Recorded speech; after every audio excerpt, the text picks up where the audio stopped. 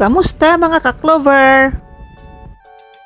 Ang video po natin na tatalakayan ngayon mga ka-Clover ay about po sa 5 bagay na masama na hindi natin dapat ginagawa sa ating tahanan dahil masama po ang epekto sa buhay natin mga ka-Clover. Totoo po ito at ito ay nangyari na sa aking buhay. Dahil ang mga bagay na ito ay ginawa ko dahil noon hindi ko pa alam. Ngayon nung nalaman ko, talagang binago ko na ang lahat dahil kaya pala ganun kabigat ang nararamdaman namin sa aming tahanan na para bang hindi maubos-ubos ang gastusan, hindi maubos-ubos ang problema dahil sa mga bagay po na ginawa namin na wala kaming kaalam-alam. Kaya ngayon mga ka-Clover, i-share ko po sa inyo na dapat po nating iwasan ito habang maaga pa po. Nang sa gano'y hindi nyo po maranasan ang mga naranasan namin noon dahil sa mga maling bagay na aming ginawa. Kaya yun po ang sinasabi ko sa inyo, hindi lang po lahat sa halaman ang pangpaswerte at sinasabi nilang hindi maganda, kundi sa mga bagay din sa loob ng ating bahay na kailangan nating alamin.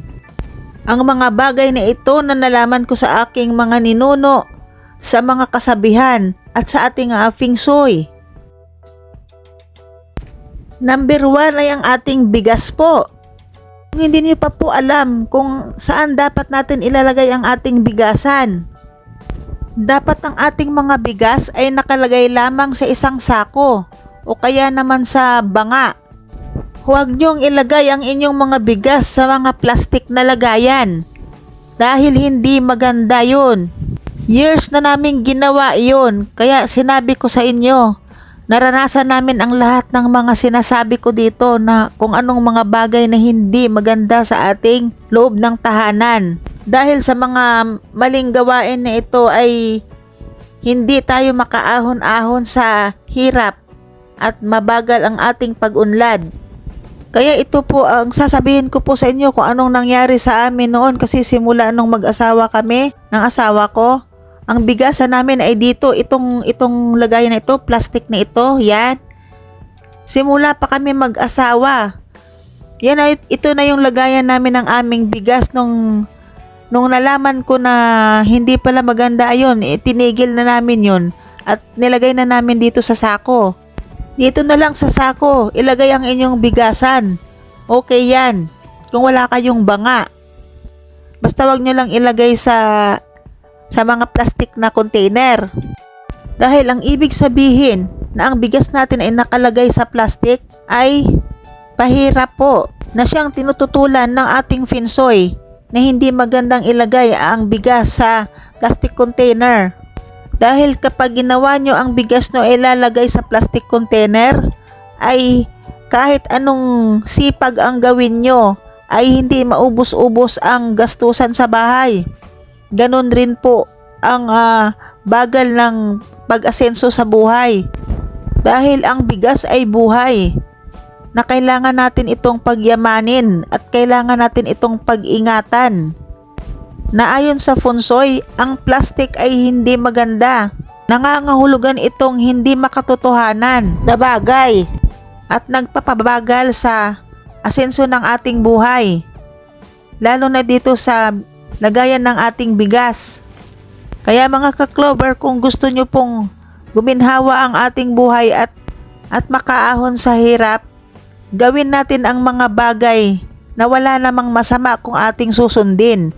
Kaysa naman babaliwalain natin ang mga kasabihang ito na yun pala ang mga dahilan kung bakit mabagal ang ating pag-asenso at lagi tayong may gastusan at nagkakaroon ng mga problemang hindi matapos-tapos. Ang mga bagay na ito ay hindi lamang sa bigas. Marami pong bagay na dapat nating alamin na para baguhin ang ating buhay.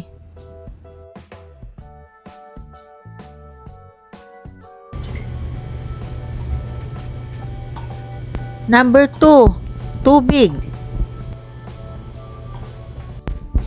Ang atin pong gripo na hindi maayos na tumutulo ay hindi po maganda.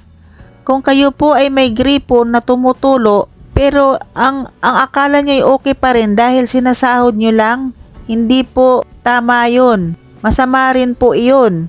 Kailangan po ang ating gripo ay maayos na walang tulo. Dahil ang ibig sabihin ng mga patak ng tubig ay siyang patak-patak lamang ang dumadating na blessing sa ating buhay. Isa rin na kapag ang inyong lagayan ay hinahayaan nyo na maapaw ng tubig at umaagos, huwag nyong hahayaang mangyari yon. Huwag nyong pababayaan na ganun lagi ang mangyari sa inyong gripo. Dahil hindi maganda ang kahulugan nito ayon sa ating Feng Shui. Dahil malas po ito ayon sa ating Feng Shui, na ang ibig sabihin nito ay para kayong nagsasayang ng grasya na pinagkaloob ng Diyos dahil ang tubig ay buhay at kailangang pagyamanin natin ito.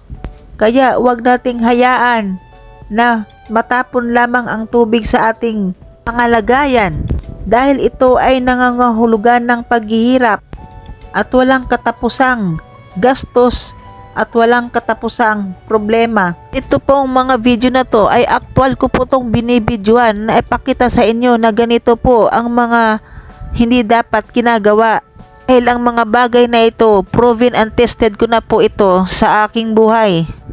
Pakinggan nyo ang mga patak ng tunog ng tubig na tumutulo sa gripo ay hindi magandang kahulugan ito.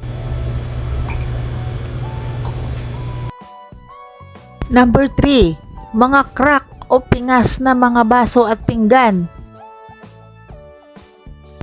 Mga ka-clover, kapag kayo ay may mga crack na pinggan o kaya baso o kahit kunting pingas lang ito, wag nyo nang hahayaang gagamitin pa ito ng tuloy-tuloy kasi hindi maganda ang kahulugan nito. Ang baso ay ginagamit natin ito sa pag-inom ng tubig, juice, at iba pang inumin. Mahalaga ito sa ating kalusugan at hydration. Ang baso ay simbolo sa pag-aalaga natin ng ating gamit. Kapag nag-aalaga tayo ng bagay tulad ng baso, ipinapakita natin ang respeto sa mga ito at sa kapaligiran. Ngunit kapag ang baso ay nabasag, maaari itong nagiging panganib.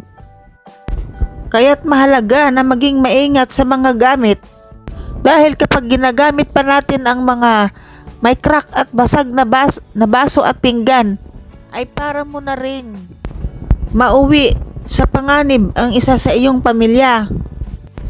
Kaya kapag ito'y nangyari sa inyong mga gamit, huwag na kayong manghinayang. Ito ay isang bagay na wag nating baliwalain dahil ang mga masasamang elemento ay nakapaligid lamang. Kaya wag natin silang hayaang makapasok sa ating buhay. Number 4, sapatos. Mga ka-clover, alam nyo na ba kung saan po natin dapat ilagay ang ating mga sapatos pag tayo'y galing sa labas? Kailangan din natin magkaroon ng tamang gawain about po sa ating kasuotan sa paa. Na kapag galing tayo sa labas ng bahay ay huwag nating ipapasok ang ating mga sapatos at tsinelas sa loob ng bahay. Dapat meron tayong sariling lagayan ng sapatos sa labas ng bahay. Pwede rin namang sa entrance ng inyong pintuan na meron kayong mga shoe rack at doon ilagay ang inyong mga sapatos na ginagamit pag galing kayo sa labas. Dahil huwag nyong gagawin na ang mga gamit yung sapatos at tsinelas ay ipapasok nyo sa loob ng bahay. Dahil ang ibig po sabihin yan, pag galing kayo sa labas, marumi ang inyong sapatos at tsinelas. Na ang ibig sabihin ng dumi ay negatibong enerhiya. Na ang negative energy na yon ay maaari nyong maipasok sa loob ng bahay kapag ipinasok nyo yung ginamit ng sapatos at tsinelas. Dahil ang negative energy na yon, yan ang magpapahirap sa ating buhay. Kaya ugaliin na ang ating mga ginamit na sapatos ay maiwan lamang sa pintuan ng inyong bahay. Sa amin nga dati, yung hindi pa namin alam, maging sa mga anak ko, ay pinapasok nila ang kanilang mga sapatos galing sa eskwelahan at kung galing kung saan man sila nagpunta at inilalagay sa ilalim ng kama. Huwag po ninyong gawin yon na ilalagay ang inyong mga sapatos sa ilalim ng kama. Dahil masama din po iyon ayon sa ating feng shui.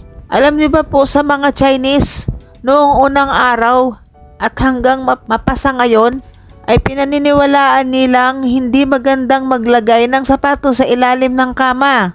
Dahil ito ay magdadala ng kamalasan at pahirap sa buhay ng inyong pamilya. Iyan rin ang isang bagay na hindi namin alam noon at lagi ko namin ginagawa yan na pagdating dito sa bahay nilalagay ang aming mga sapatos na ginamit sa ilalim ng kama. Kaya iyan ang ibig sabihin na ang pagpasok mo ng iyong mga sapatos galing sa labas ay pinasok mo ang negative energy sa iyong bahay. Number 5, basura. Alam nyo ba ang mga basura natin ay wala nang pakinabang dahil sila ay marumi, mabaho. Ngunit ang mga basurang ito ay napagkuhaan na natin ang ating pangangailangan. Ngunit pagkatapos nating gamitin ang ating kailangan, hindi natin dapat ilalabas ang ating basura kapag gabi po. Bakit kamo? Dahil masama ang magtapon ng basura na galing sa loob ng bahay kapag gabi.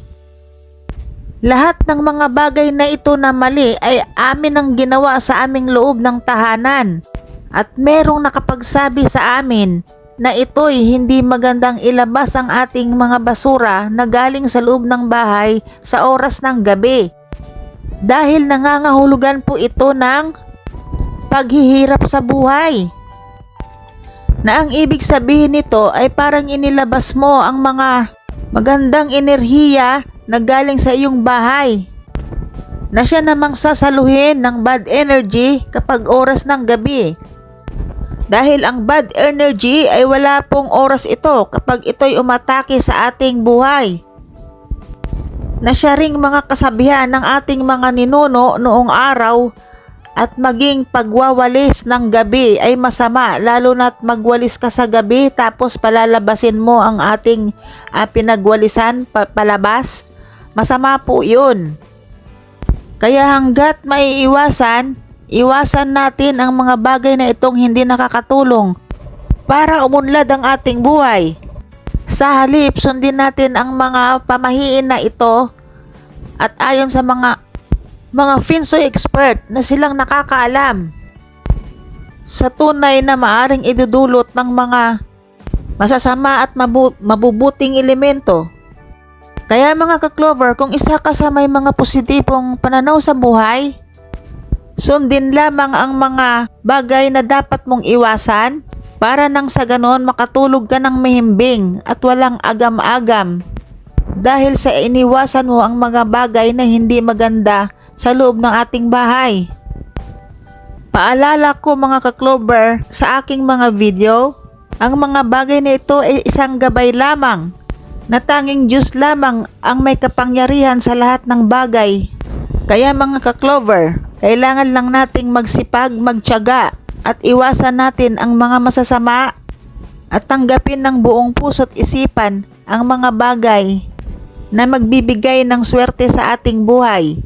Na may kasabihang na sa Diyos ang awa, na sa tao ang gawa. Hanggang sa muli mga ka-Clover, see you on our next video. Maraming salamat!